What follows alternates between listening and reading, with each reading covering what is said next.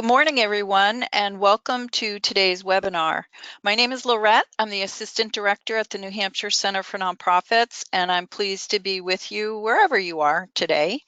Our session this morning is designed to provide you with information about our next cohort of the High Impact Volunteer Engagement Initiative, which we shorten, because that's a mouthful, so we shorten it and call it HIVE.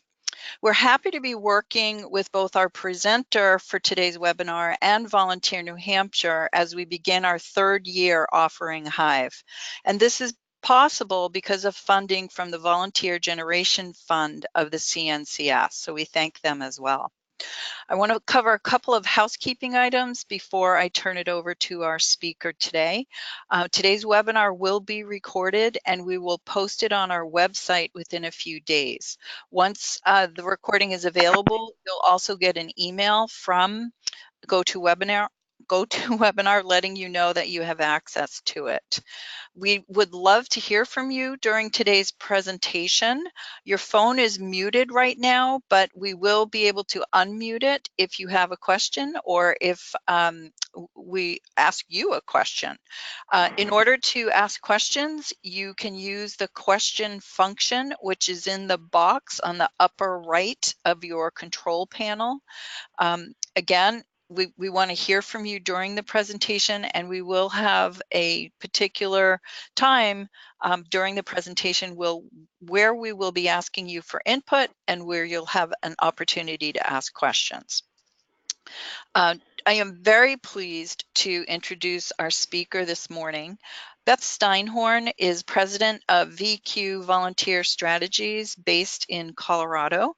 VQ Volunteer Strategies is currently the lead consultant on this HIVE initiative, and I know I love working with Beth and her team, and the Center for Nonprofits has partnered with Beth for, I think it's going into the 8th year. So we really are excited about this. We're getting old, Beth.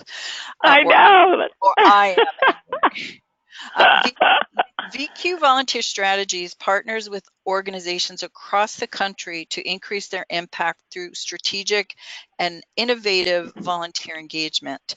Beth has authored multiple books and articles on strategic volunteer engagement. She's a very popular speaker throughout the country, and she regularly participates in the national dialogue about volunteerism and engagement. Happy Wednesday morning, Beth, and please take it away. Good morning, everyone, and you are welcome to make my image as small as you want on your screen, but I'm happy to be joining you, as Lorette mentioned, from Colorado, and as always, to be partnering again with Volunteer New Hampshire and the New Hampshire Center for Nonprofits on the HIVE initiative. So thank you for joining us today, and thank you for your interest in the HIVE initiative. We have a lot to cover during this next 55 minutes or so, and we also want to make sure that we leave time for you to ask questions. But here is what we plan to cover during this webinar. We're going to give you a little bit of a taste of some trends in volunteer engagement so that you can understand why we have designed the HIVE initiative in the way that it has, help you reflect on what's working and maybe some strategies that you might be able to pilot or innovate at your organization to better leverage what volunteers today are seeking. So we'll talk a little bit about, we'll give you a taste of some volunteer engagement trends and issues. We'll also then set the stage for what high impact volunteer engagement really looks like.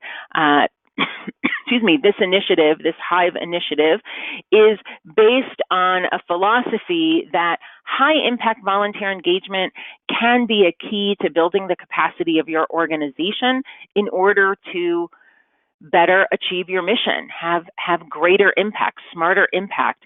So we're going to talk about what that looks like for an organization. Then, as you have an image of what that paradigm is for high impact volunteer engagement and are familiar with your own organization, we're going to present a model to help you move the needle from wherever you are on that spectrum of traditional versus high impact engagement, move the needle further towards higher impact. And finally, we'll leave some time at the end to share how you might be able to get involved in the the HIVE initiative presented by Volunteer New Hampshire and the New Hampshire Center for Nonprofits, and what that looks like. You'll hear some stories from other organizations that have participated and have a chance for questions as well. So that's the agenda. As I like to say, buckle your seatbelts because we're going to be covering a lot in the next 55 minutes. So as I mentioned, we're going to start with volunteer engagement trends, and I'd really love to get your voice in the room, even if we can't hear you because we've muted you. But I'd love to know, by asking you to use your question box, what are some of the issues you're seeing? What are some trends or challenges or even some great opportunities that you're seeing that might be different than 5 or 10 years ago or 20 years ago, depending how long you've been in the field, in terms of volunteers at your agencies? So use the question box. Let us know if people are seeking different types of experiences. Are they demanding different things from you or expecting different things from your organization? Are they bringing different types of skills? So I'm going to just do a little virtual tap dance here for a minute while we let a few people weigh in using the question box. Don't be shy, but I won't call you out by name. But hopefully we'll get some trends coming up. As folks are typing, I'll share a little bit about what the topics that I'm going to be covering, at least in brief today. And those are, we're going to talk a little bit about time and how volunteers expect to use their time. Technology and how that can be a great opportunity, but in some cases a challenge for organizations as well.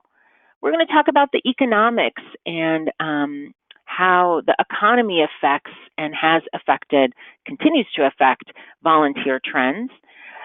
Philanthropy, kind of a sister to the economy. How has the evolving face of philanthropy affected volunteer engagement? We'll talk a little bit about some trends socially, and finally we'll talk about generations, which are often at the core of many of these shifts in terms of volunteer engagement.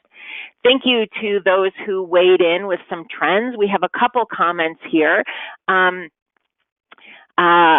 this is a common one. Thank you, Jessica. Most people who want to volunteer want to have direct contact with our clients, but there are safety concerns that make this very difficult.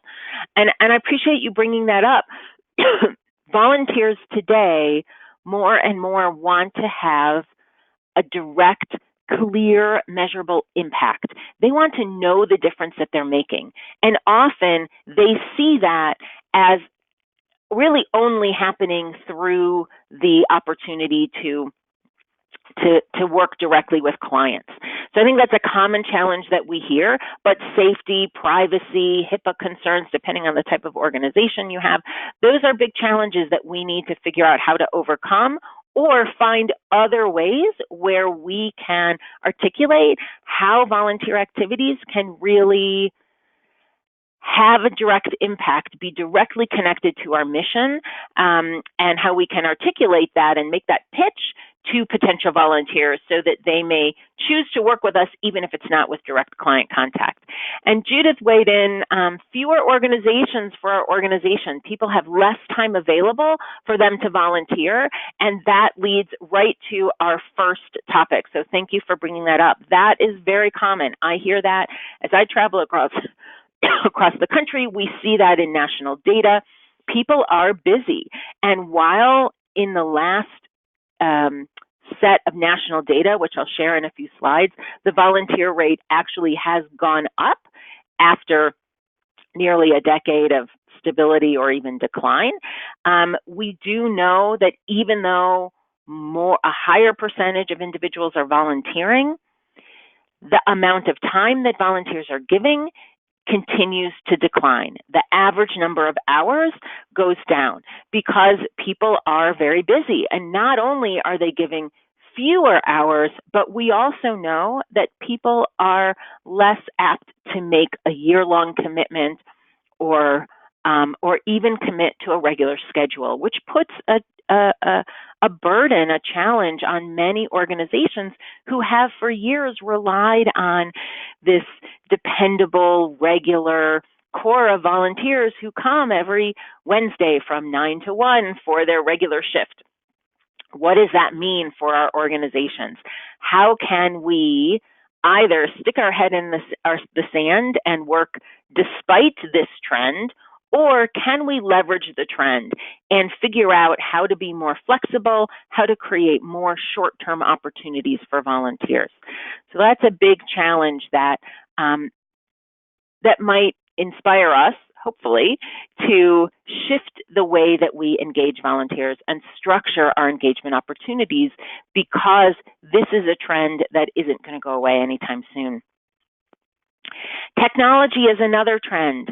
Volunteers, not that long ago, in the grand scheme of things, used to show up at our doors and fill out an application and be able to be recruited in person. But now people sit at home or get on their cell phones and are able to scroll through huge menus of volunteer opportunities using volunteer online search engines like Volunteer Connect or Volunteer Match or any of a number of other volunteer search engines, and if they're applying to different volunteer opportunities from their couches or their desks at home or at their offices, it's incumbent upon us to make sure that we reach out in a timely fashion, that we're able to meet that request so that volunteers can then follow up and choose us, or at least choose to give us the opportunity to screen them for our volunteer opportunities.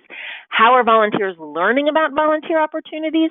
Well, they're learning about it online through their friends, and while the personal ask remains the first and foremost reason that people cite as why they volunteer, the personal ask has taken on a whole new meaning through social media, through technology.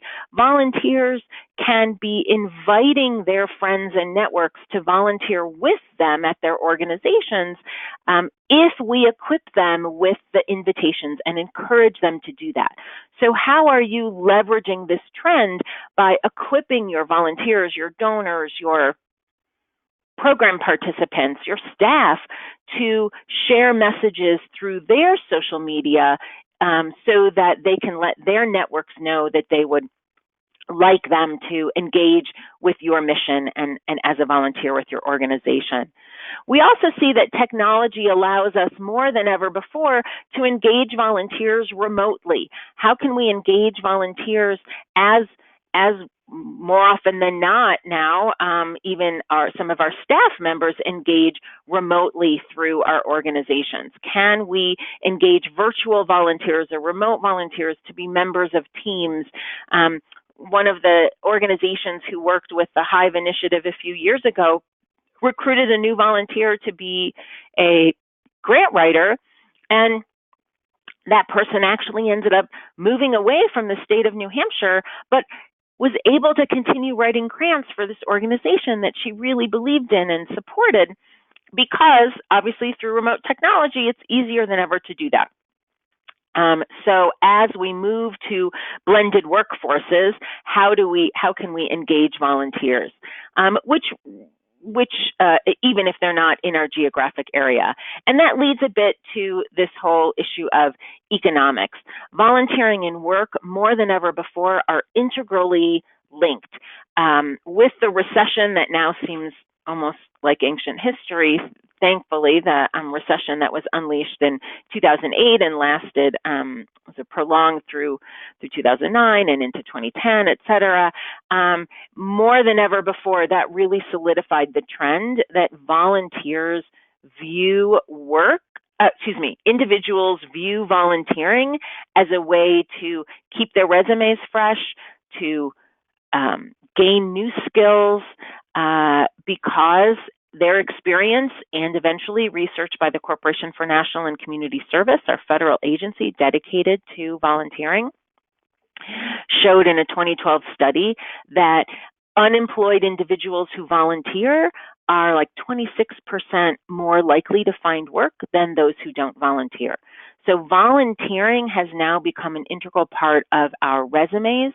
And how are you as an organization leveraging that trend, or sticking your head in the sand and saying, volunteering is something that people do after they finish work, because we really have an opportunity to shift our thinking and encourage volunteers to add volunteering to their LinkedIn profiles.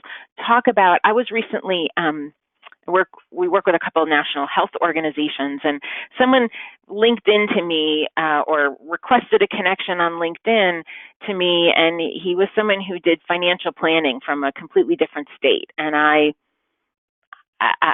sent a message saying, thanks, but no thanks. We've got all our financial matters, we have consultants that we already work with here in Colorado. And he wrote back and said, no, I'm on the board of XYZ organization. I heard you speak. And I thought, well, why isn't that on your LinkedIn profile? I would love to. You need to be promoting that you're a local chapter president of this organization.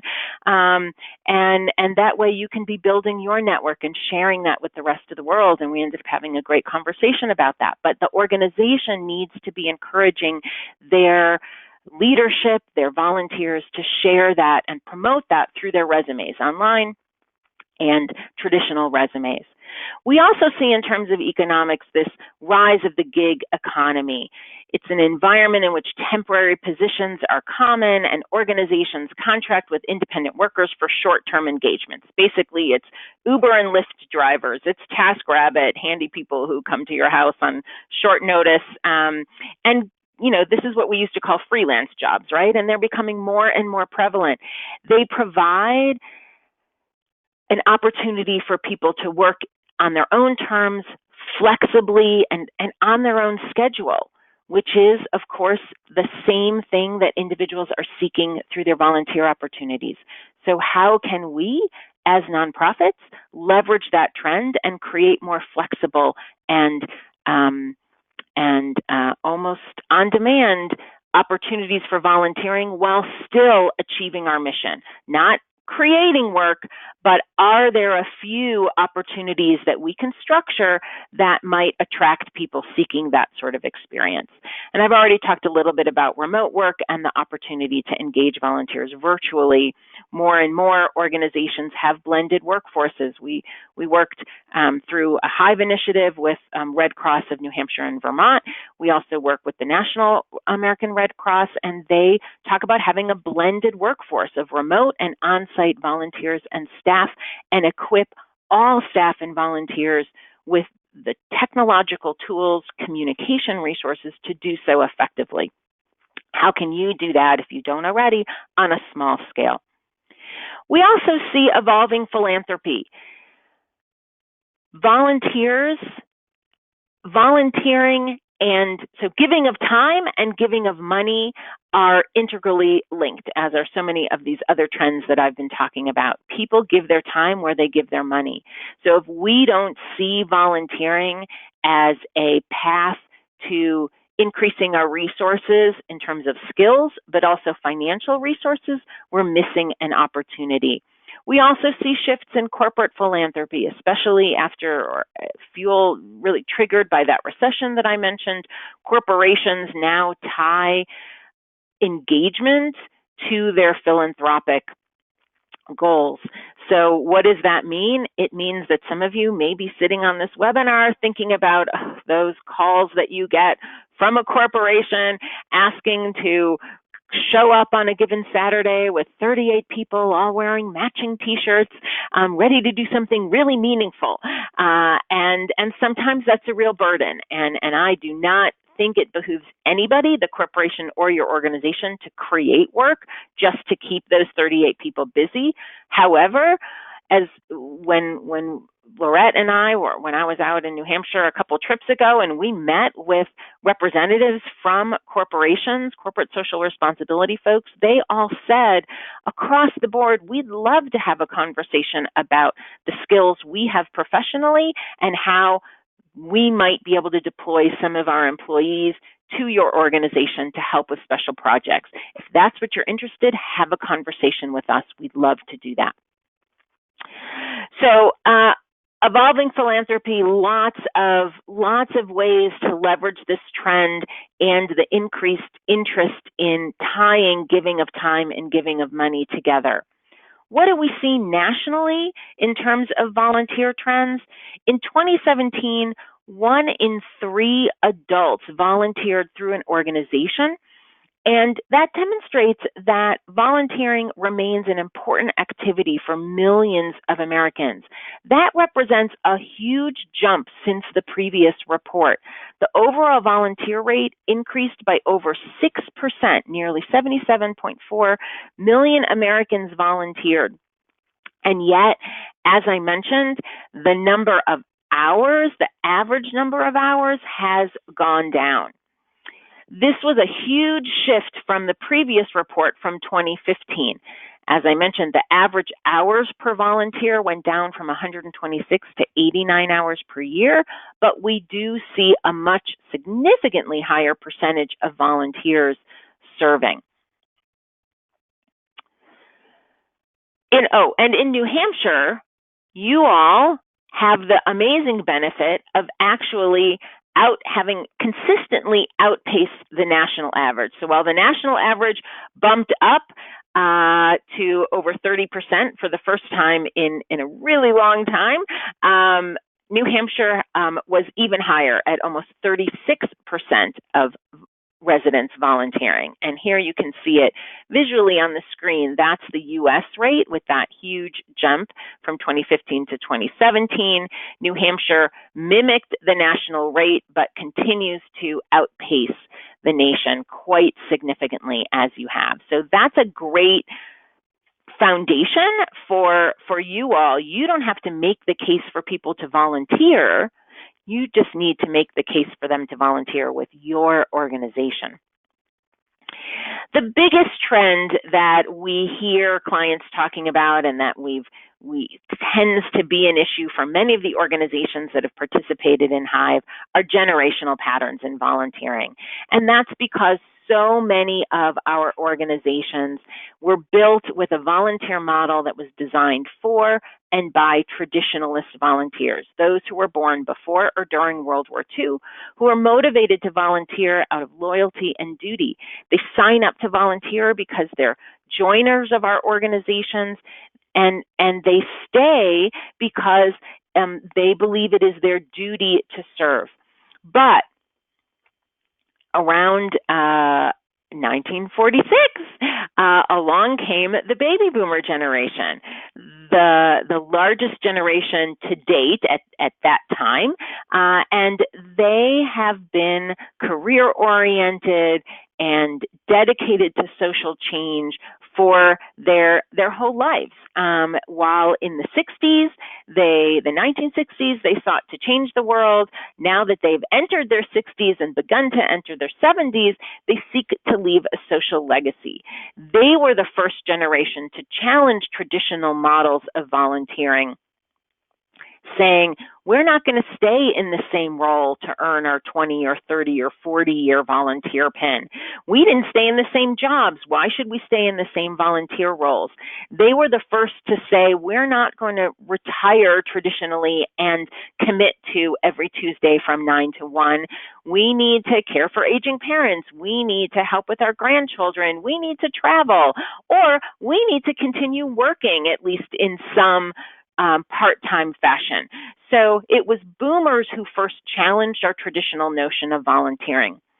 Then there's Generation X, a smaller generation and often overlooked, but Gen X are fiercely independent, as we were the first generation to be the proverbial latchkey kids, fiercely independent, very entrepreneurial, and while relatively small in numbers, Gen X actually has led the nation in volunteer rates since 2012. So if you're only talking about boomers and millennials and you're missing out on those people in our 40s and 50s, then you're missing out on a huge pool of talent. And yet what reigns supreme for Gen X is flexibility.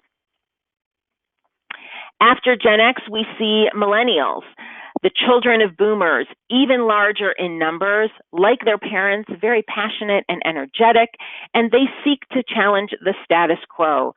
Already, they have outpaced any previous generation in their 20s and 30s in terms of volunteer rates, and they are globally connected in unprecedented ways. Millennials were the first generation to be raised on service, with community service hours required for graduation, et cetera. And so they are an enormous resource that, like Gen X and boomers, continue to reshape the volunteer landscape. And we'd be remiss if we didn't also acknowledge Gen Z, the more or less the children of Gen X, just entering the college and workforce world. These, while not a generation that's been formally studied yet extensively because they're still young, what we do know is that for these post-millennials or Gen Z, mobile technology has been part of their world from the very start.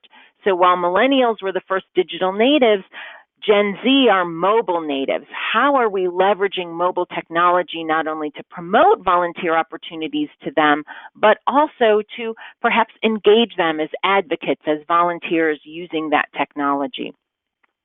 So those are some of the things we'll be talking about through the HIVE initiative.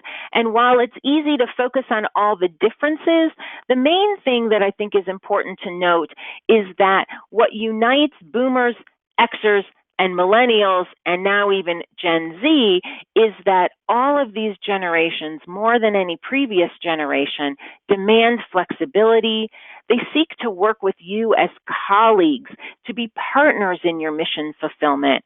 They demand the chance to use their skills or gain new skills.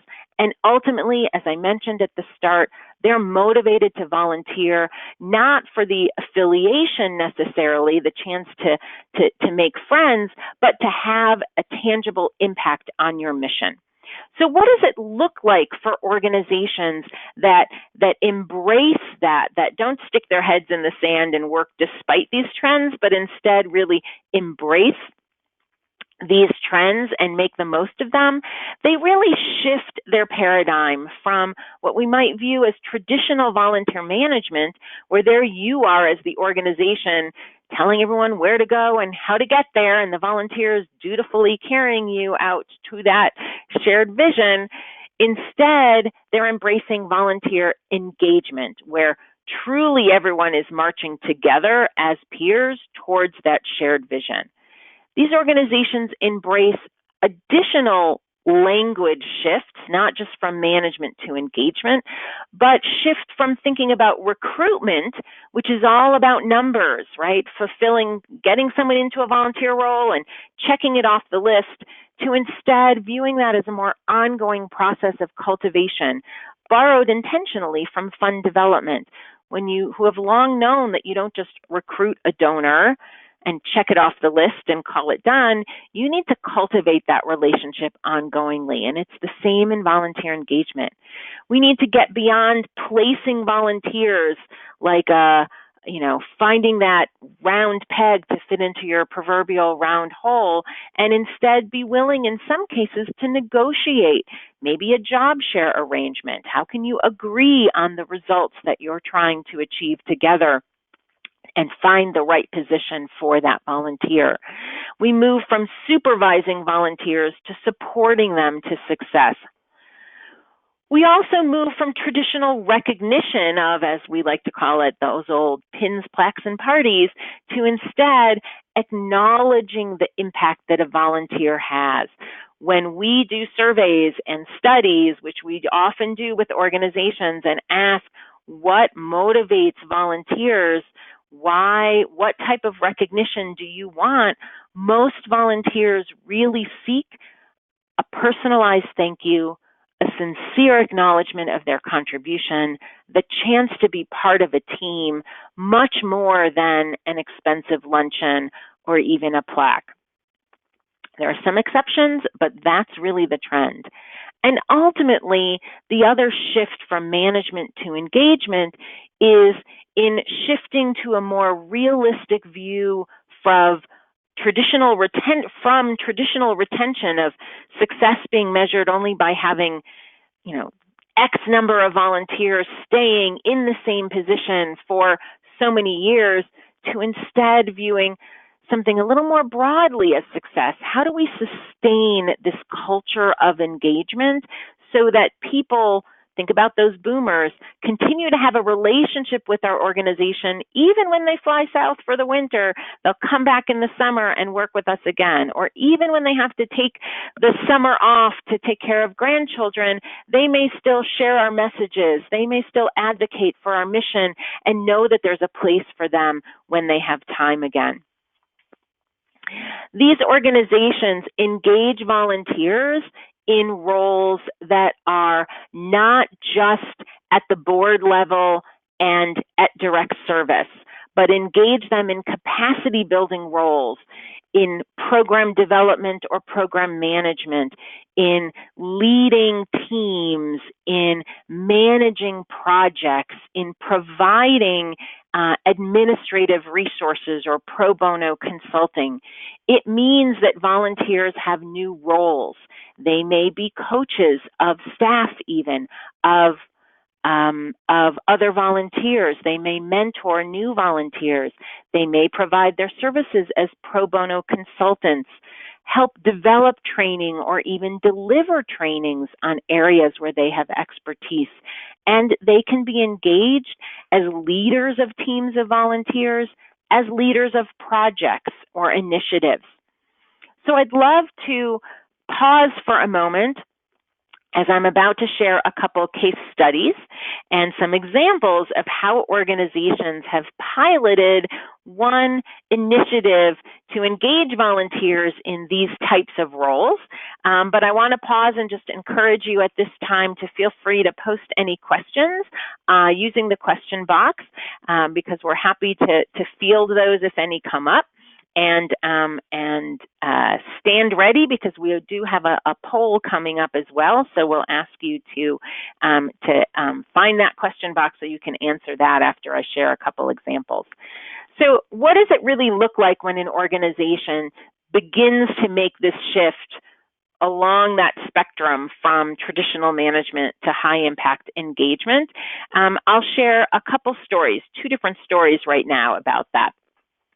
The first is Canterbury Shaker Village. Maybe some of you have visited. It's a beautiful living history museum in New Hampshire that has a number of different programs. One of them is has been the annual Artisan Fair, which was an event when we were working with them a few years ago in the first year of the HIVE initiative that was incredibly staff intensive. It was a big event over a weekend in September where there were artisans who had booths throughout the facility, and they attracted thousands of people, and it was really staff intensive, especially in preparation. So their HIVE initiative, their high impact pilot, was designed to build staff capacity, freeing staff up to do other work over that summer and not spend the entire summer preparing for the annual Artisan Fair. The way that they addressed that was to develop two new volunteer roles. One was called a talent scout, and that woman, who was at the time a woman who had had a professional career, had taken time off to have kids, and her kids were still pretty young, so she needed a role that was flexible and that could be on her own time schedule, and yet she had a background that enabled her to really have the skills and network to be a good scout for new artists for the artisan fair. So on her own time, she was able to go check out and recruit skilled artisans to be part of the fair. Her role alone saved the education coordinator 42 hours of work that she would have been spending doing that talent scout work off-site across the summer. And that was the net save. That was even with her overseeing and supporting this volunteer. The second role was someone called a detail wrangler. I loved the name. And that person really took on a role during the artisan fair of coordinating and checking in with all the different booths so that the staff could be focusing on other work, again, that was critical for them in terms of customer service and program coordination. The River Center is another example that we want to share. The River Center is an organization that helps really address pressing community needs in their region, and they had a number of volunteers with really key important roles, really coordinating whole programs. At the time that they entered the HIVE program, they actually had one grant writer who was a volunteer, but they knew that they couldn't rely on that person forever and anon. They wanted to build their capacity and see if they could get some additional grant writers. Their solution is one that I just love. I thought it was brilliant. Their solution was to think beyond just recruiting volunteers for their own organization, but really to lift the community as a whole. Their grant writer developed a course called Grant Writing Circles. It was a 4-part class that taught participants how to write grants. And it was not a free class. There was a fee, and the fee was committing to research and writing one grant for the River Center, which I just think was so brilliant, because no matter what happened, they got a bunch of new grant proposals on behalf of the River Center, some of which were funded, and those who completed training could stay with the River Center or go somewhere else in the community. And they did get volunteers who stayed with them, and they got volunteers who shared those skills in other organizations in the community. And I asked their executive director, how did you feel about investing time in training volunteers who may have then gone on to write grants for someone else? And she said, we're here to help the community. A rising tide lifts all boats. That's very much a part of our mission. So I just thought that was beautiful and brilliant. And yes, they also got volunteers to stay with them, one as a grant writer and one as a new board member for the organization. So all of that involved really rethinking the relationship between staff and volunteers at these organizations. So I would love for you all to weigh in using the question box. Just answer this question using an A, B, C, D, or E. And the question is, which of the following best describes the relationship between staff and volunteers at your organization? A, most staff consider volunteers as partners in getting the work done. B, most staff direct what volunteers do and how they do it. C, staff frequently create work to keep volunteers busy. Anybody do that? I know that's not that uncommon. D, most staff don't work directly with volunteers. Or E, I really don't know, or none of the above. So thank you for those who are weighing in. We have a couple who are answering A, that most staff see volunteers as partners, a couple saying that most staff really direct what volunteers do and how they do it. We've got one vote for staff, one not vote, but admission that staff have to create work to keep volunteers busy, and one other who said that most staff don't work directly with volunteers. So I see we have a great spectrum of kind of philosophies and approaches on this call. Thank you for weighing in. And for those who answered A, staff consider volunteers as partners in getting the work done, I'd say congratulations, that's great. And how can you leverage that to build staff capacity even beyond what they're already doing? For those who said B or C, that you're directing volunteers or creating work, then how can you move the needle? How can you really look at the needs that you have as an organization and consider ways that you can develop new strategic roles for volunteers, a small pilot, for example, to help you shift that and begin to be a little more empowering of volunteers with meaningful work. All of that means that if there are new roles for volunteers, that staff need to shift the way that we work with volunteers. We need to not just be directors of work or recruiters of volunteers. We need to be talent scouts. We need to facilitate volunteers in doing the work themselves, convene teams and hold them accountable by supporting them to success. That means acting differently. I'd like to share, before I move into the phase where we're going to really dive into what this HIVE initiative is all about, I want to share one more story from a recent participant in the HIVE initiative, the Animal Rescue League of New Hampshire. Their challenge, and maybe this is one that's familiar to you, their challenge was that they had a pretty high attrition rate, which meant two things. Not only did it mean that volunteers weren't staying long, but it also was really affecting staff perception. With a high attrition rate and a more transient volunteer population, staff were not very invested in engaging volunteers. Why invest in recruiting and training a volunteer if they're not going to stick around much, right?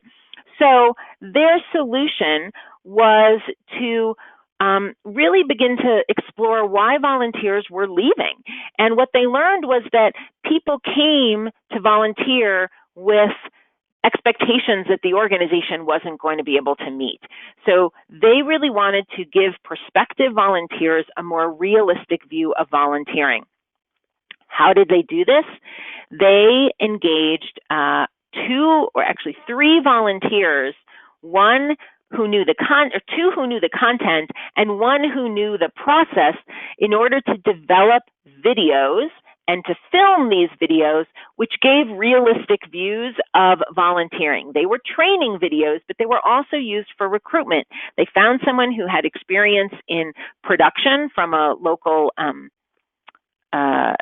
public TV station, and she worked with current volunteers at the Animal Rescue League to create videos on how to care for small animals, how to clean a kennel, and they even created one called Odds and Ends, different types of roles and jobs and tasks that volunteers do. They piloted creating these short videos. They ended up putting them not only on their website, but also on the local public TV or public access TV station. So they've been valuable training as well as recruitment tools.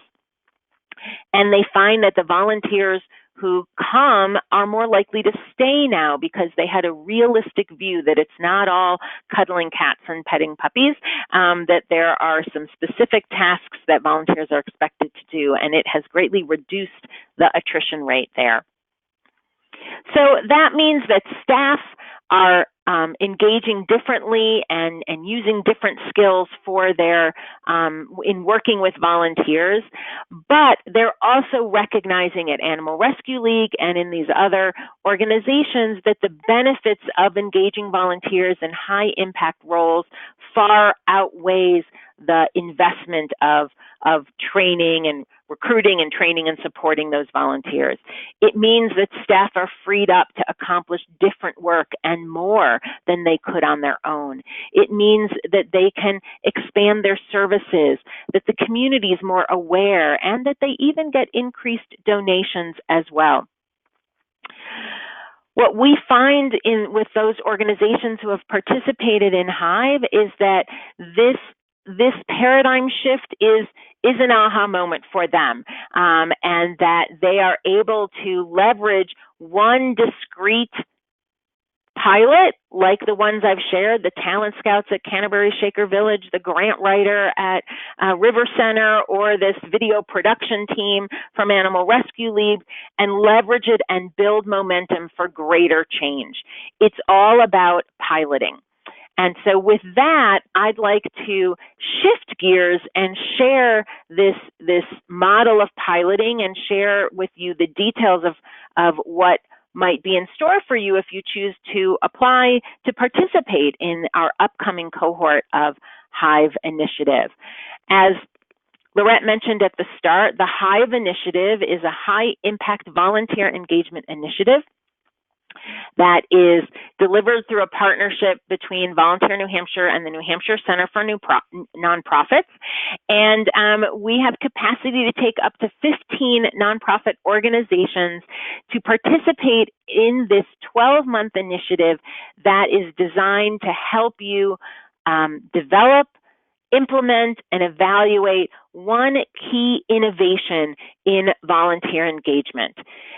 Innovation allows you to respond to changing needs and trends in your community, to evolve your strategies, and to excite people in your community, excite your staff, your existing volunteers, and even attract new volunteers to be part of this innovation. What might you do through your innovation? You could create a pilot designed specifically to build your capacity, to increase your impact, to focus on marketing, for example, to expand your message, your circles of influence. It could be designed specifically to free your employees up to do other work. Ultimately, it's all about accessing the abundance, not focusing on a scarcity mindset, but tapping into a resource you already have, that of your volunteers or of your potential volunteers. The idea is to pilot one discrete initiative, and we will help you move from something that's just conceptual to focused action and outcomes. We see pilots as incredibly powerful. They allow you to experiment. Because of just the power of this word, this magical word of piloting, people are willing to tolerate a lot more risk. And it's easier to roll out a pilot than it is to roll out some wholesale change, because a pilot is designed to change incrementally throughout and adapt, which makes it a lot less threatening to your existing core of volunteers. We build in a lot of opportunities for feedback for your team and from us as well. And ultimately, we help you leverage this one discrete initiative for greater momentum ongoingly after your year with us. We start with a day-long initiative, a day-long summit with a team, and we'll walk you through all the steps. But through that summit, we help you assess your organization's needs so that you can figure out where is that sweet spot between what your organization needs and what today's volunteers are seeking, and that is your opportunity. Where those two things overlap, that's your opportunity to engage volunteers strategically in a high-impact pilot. The initiative is designed to leverage some existing leaders and possibly some new leaders at your organization. We provide that team of 4 to 8 staff and volunteers, a team of a total of about 4 to 8 people that must include some staff and some volunteers. We provide training, coaching, and evaluation tools. And this pilot platform is a way for you to learn what works, tweak it, and then replicate it in a sustainable way at the end of the year.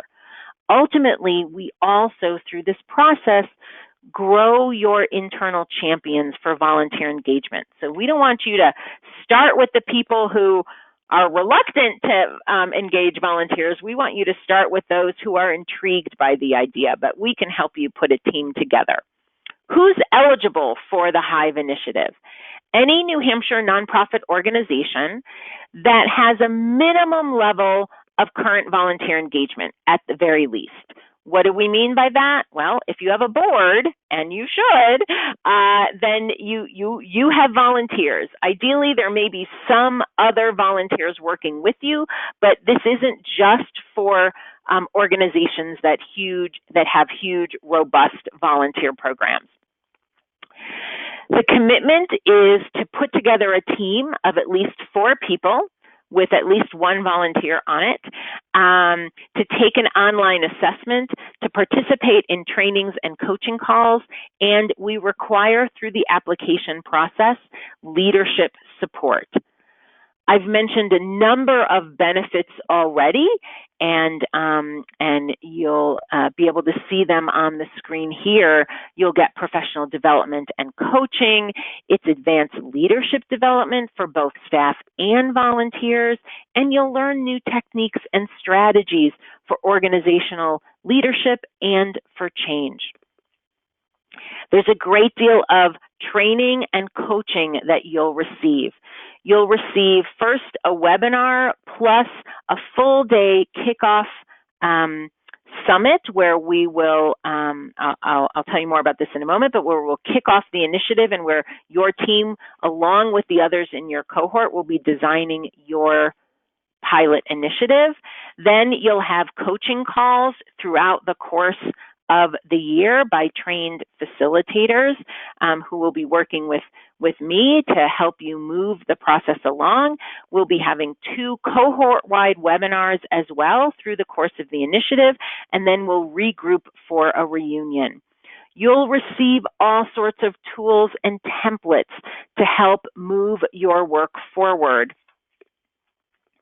We also will help you pick just the right project. That's, for me, one of the most fun parts of the whole process. But I and the facilitators will be working with you at the summit to help you find the project that that's achievable, but also is aspirational, that's going to challenge you a little, but it's a project that's going to meet a pressing need, that is going to push you to engage volunteers in a new way, and that can be achieved over the course of this 11 to 12-month initiative.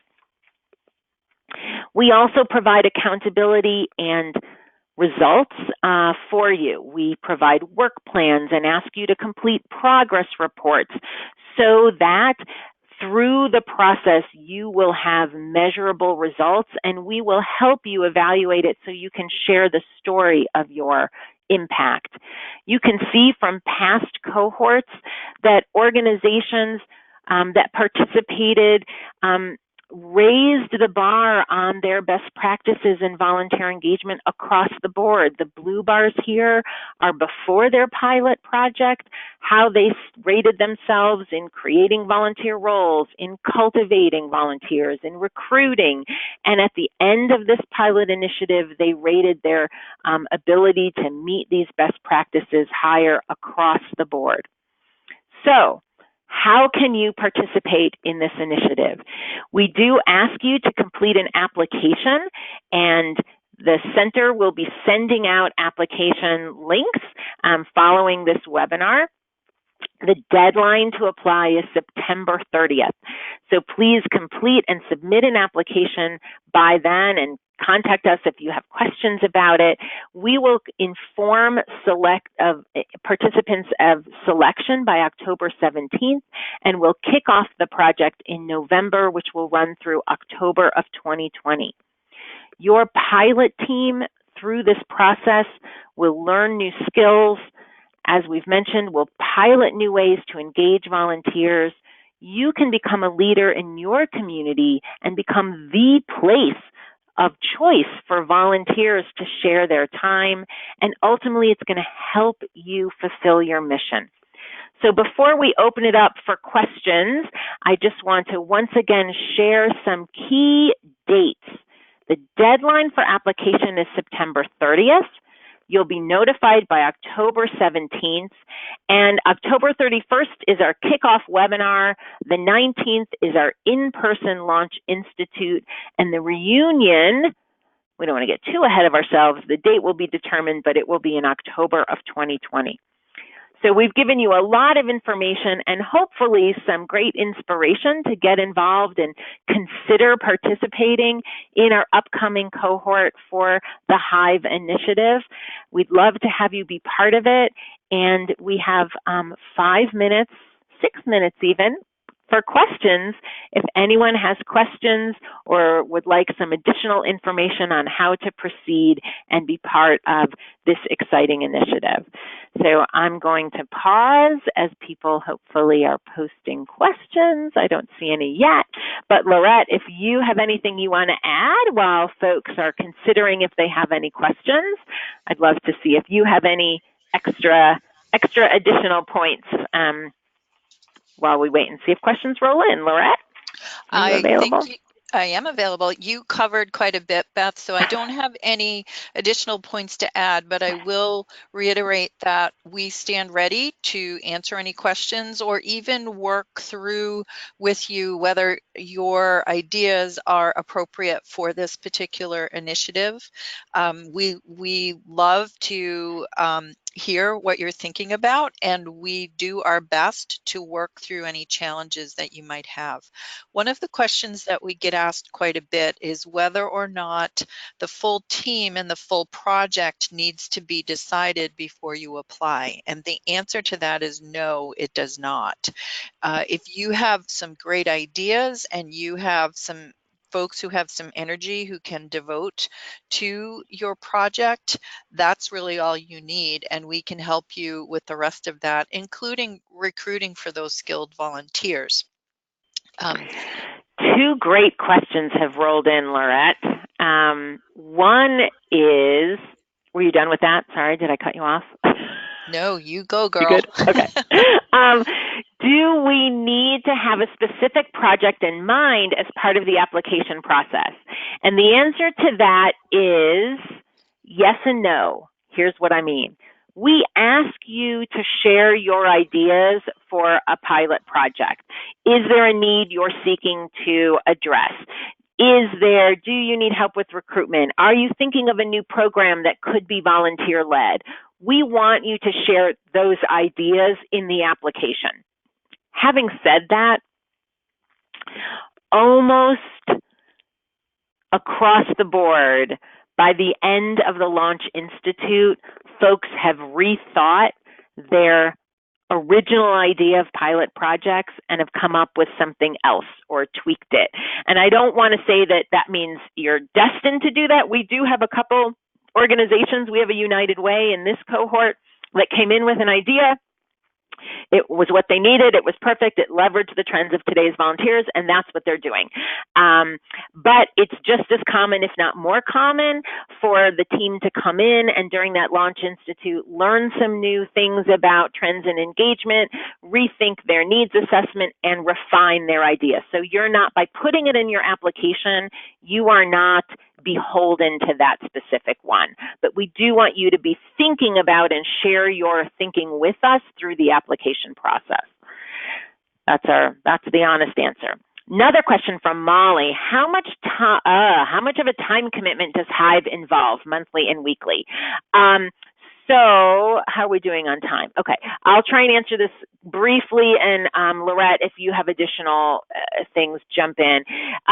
It involves, at the bare minimum, participating in the kickoff webinar, the full day Launch Institute, 4 coaching calls, plus 3 cohort-wide coaching calls over the course of the year, and the reunion. However, that's just to get the support. You all do need to be doing the work in between the coaching calls. And so most teams meet every other week. It depends on the time frame, maybe, so there's additional work that needs to be done, but I can't give a specific set of hours. All I want to say is that this is a commitment of time. It's going to be worth it, and we're going to help you ultimately save time. But in addition to those program elements, program components, it is expected that the HIVE team meet and have outside of those times to do the work and to actually support the volunteers who are then doing the program. Lorette?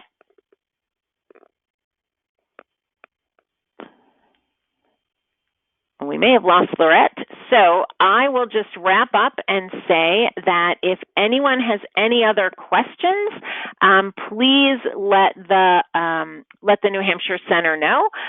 We're here for you. We're here to help you consider how you can continue to move the needle in your engagement practice and be part of this growing group of leaders in New Hampshire. We've already had, I haven't counted off the top of my head, but about 30 organizations at least that have participated in this over the last couple of years, and we'd love for you to continue to grow that excellence in the state and ultimately help you achieve your mission. So thank you so much for your time, and we look forward to hearing from you. Thanks, everyone. And thank you, Beth. I am back now. Thank you. Great. Thanks. Bye-bye.